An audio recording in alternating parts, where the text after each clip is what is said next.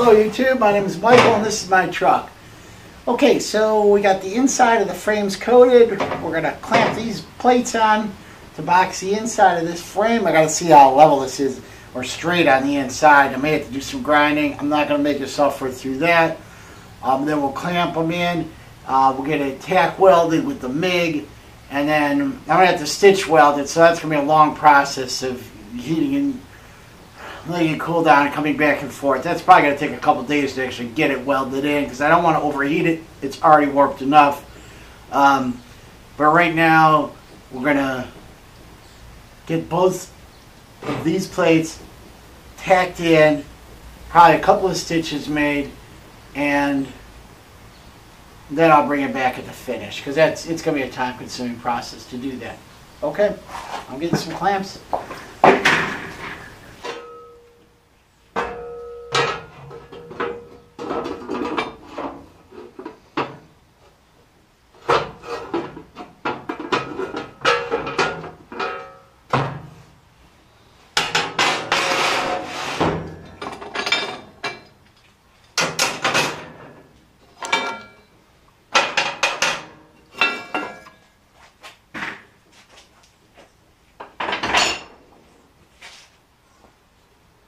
I have to slide this brace forward. I want to keep it on because I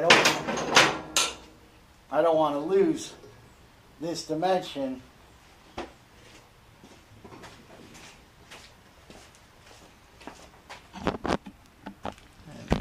move you around so you can see there. Hopefully it's not too jerky. I'm just going to slide this down a few inches and we'll see if this fits.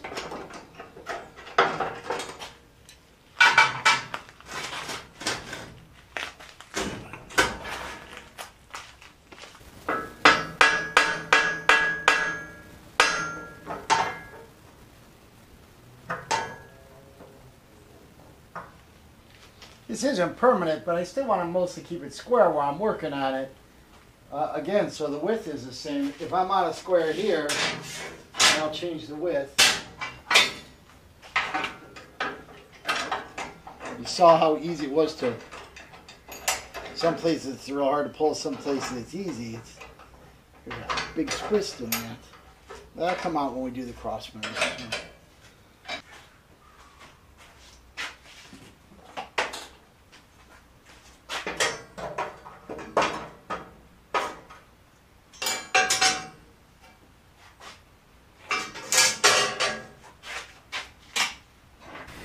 When I check out the straight edge, there's just a little bump right here. You probably can't see it good in the video, but I'm going to grind off from about here to here and put my straight edge up against it and see how I'm doing for a gap for when I weld. It's going to be a little bit of a bigger gap here. Remember there was those pieces in there I had to cut out, so it's not a nice edge.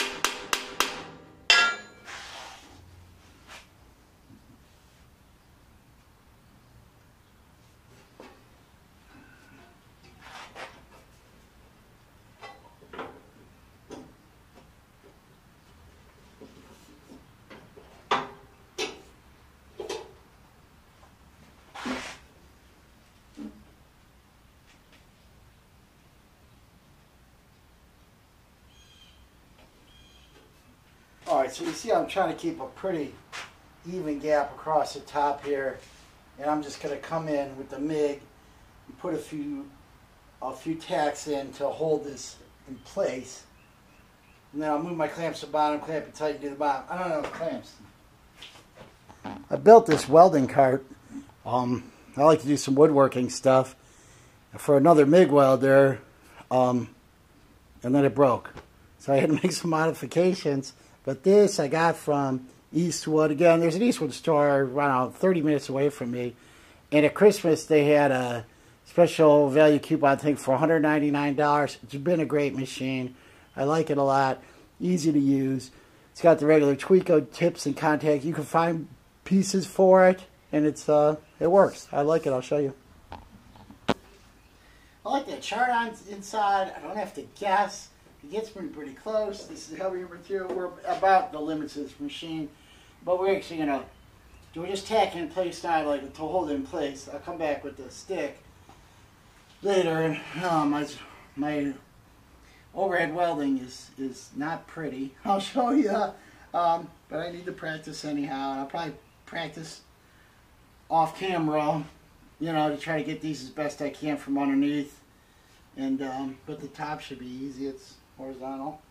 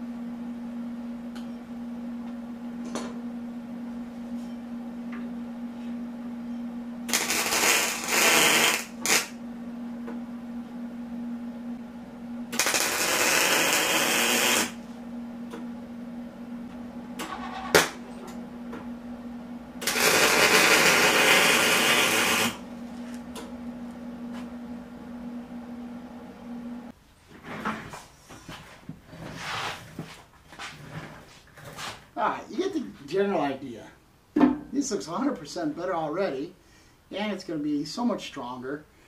And that's all. That's why we're doing it. Hopefully we're going to have 400 horsepower, 600, 700 foot-pounds of torque. And I don't know if this old frame would take it or not. I suspect it probably would have. But why mess with it? And it was bent. We had to do something anyhow. So I'll bring the arc welder out and start to put some stitches in. Maybe I'll show you when I'm done. But I want to get this whole top and bottom, both sides welded. you got the general idea. And then we'll move this forward slightly and then put this cross member in up in the front to get our dimensions stable for the front. Measure and drill the holes for the spring perches and then those cross members. Sweet. Thanks guys, see you later. I started to fill in along here, but I just wanted it to cool down again. I haven't really welded anything on the bottom. Just trying to get set up for that without knocking a lot of things down.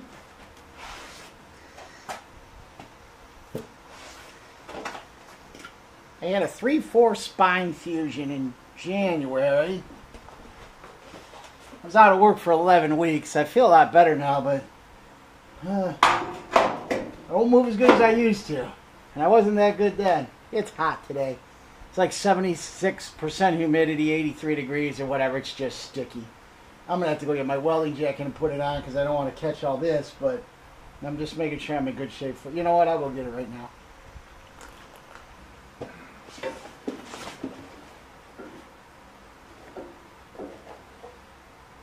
I'm switching to a 7014 rod, 3/32. It's a little bit colder. I can run it at 90 amps, and I'm not a great at horizontal one, upside down especially. I'm not that great at any welding. I'll show you when I'm done. I'll show you what everything looks like. But I don't want it all to fall on my face, so we'll see how this goes, right?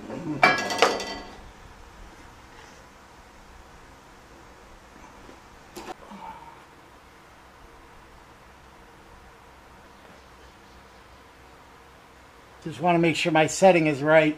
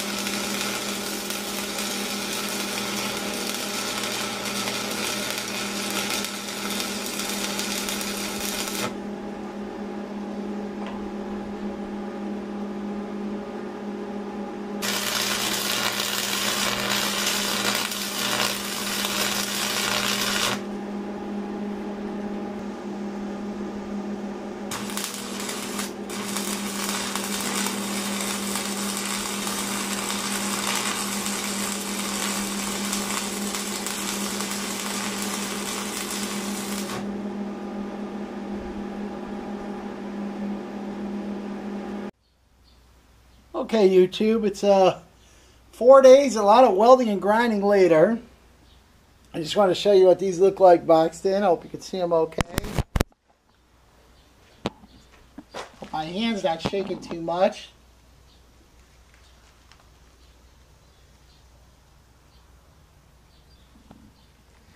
I still got a little bit of grinding left on the bottom here.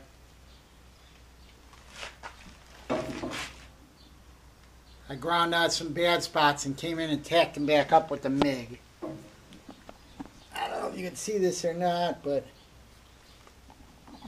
this is what I'm doing.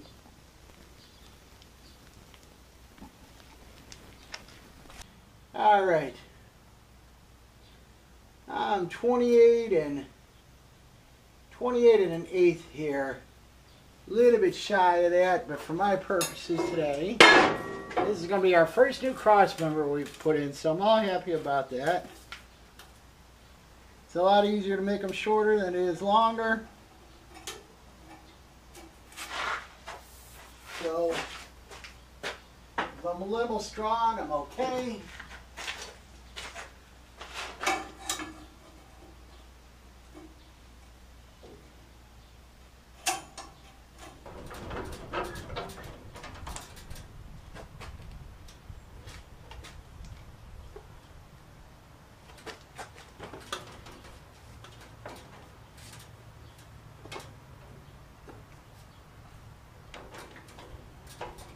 This bandsaw was a Craigslist buy for $45. It was in U-shape, but not horrible. And I gave it a good cleaning and, you know, fixed a couple minor things, and it cuts a nice straight line. I watched every YouTube video, you know, about how to tune up your bandsaw and everything. And it really cuts square. It does a pretty nice job. If it's not going to make a liar out of me.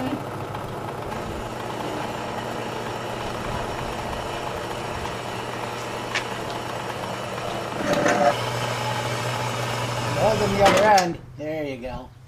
Hey, if you've never seen one of these before, you know, it shuts itself off at the end of a trap. All it does is this little red tab, when it drops through the metal, turns that switch off. Kind of clever, kind of simple. Hey, let's look at this while we're here. See, this is 3/16 wall. So they look like that took a long time. It's heavy and it's thick, and there's no way I could cut it that straight with a cutoff wheel or with Sawzall or something. So let's go see how it fits.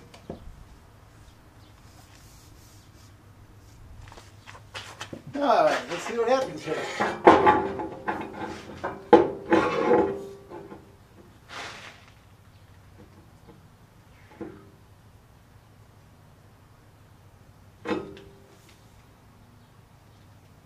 Probably a 30-second too long.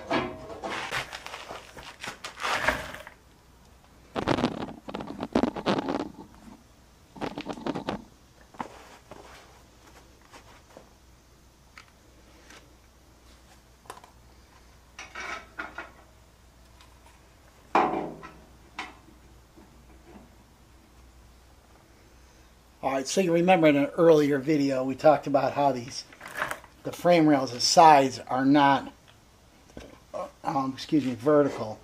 So we've got, I don't know if you can see here as well as I can, this is level at the top.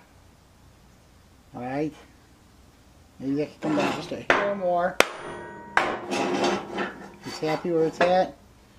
But you'll see that I have a gap. I have a gap on the top, no gap on the bottom. So we're touching down here.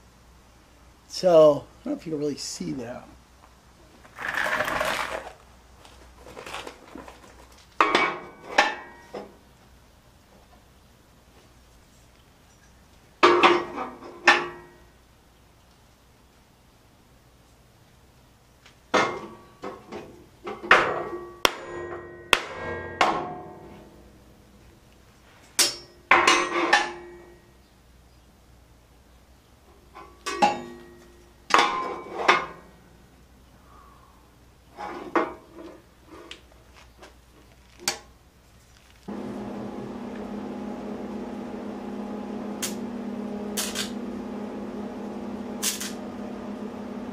Oh, gonna change my amperage.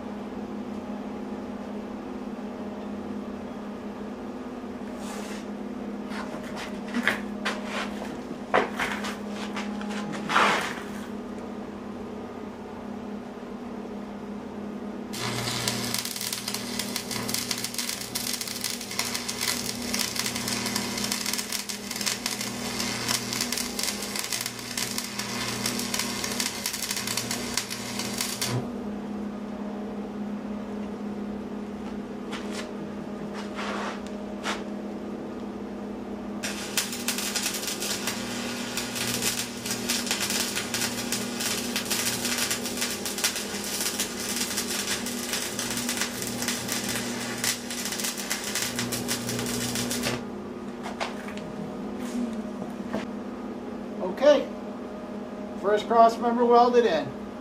I can't move my hand. I'll come back in, clean these up before I weld up these sides and the bottom. The front, I'm going to wait till I take that cross member out. But at least secure enough that it's not going to move, and then I'll be able to start putting these other ones in. Okay, looks good. Okay, YouTube. So I've got this top part of this new cross member installed. I didn't really like the way it looked. I don't know why. I put it up with the square and I was a little bit on the outside. I thought within tolerance, about a 1/16 of an inch when I got out here, about 1.5 feet.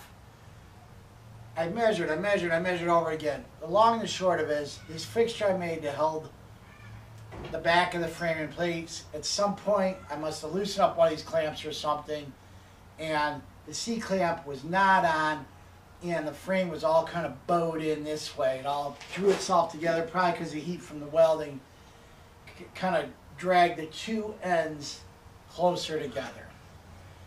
So now this is actually just a hair too long. I clamped it back in, I'm remeasured. I need to think. So I'm going to finish this video with this here before I put the bottom pieces in. And I'm going to think about what I'm going to do. I really don't want to cut this back out. This is all welded pretty nice. If it has to get shorter, I may put a slice down the middle. You know, if I got to take an 1/8 in out or whatever and push it back together. Then by the time I get the, the reinforcements, the diagonals in, I could plate the side of it, or so, I don't know exactly what yet. So I don't want to guess. I'm going to say thank you for watching, and something's wrong, but we're going to fix it. And I'm glad I measured. I measure a lot, and it's so much easier to fix now than once a coat of paint's on it, or So I'm a little disappointed, but I think it's going to be okay. And stay tuned. I'll let you know within a week or so what we're going to do here, what it is. And because of the way this is bowed, I'm thinking my original intention was to put the next cross member down at this end here. I may put at least one more in the middle, maybe two. I don't know. I don't know. I'm going to figure it out. I'm going to let you know. Thanks for watching. Like my videos. Subscribe to my channel. Visit me on Facebook. Friend me. Do something. Thanks. Bye.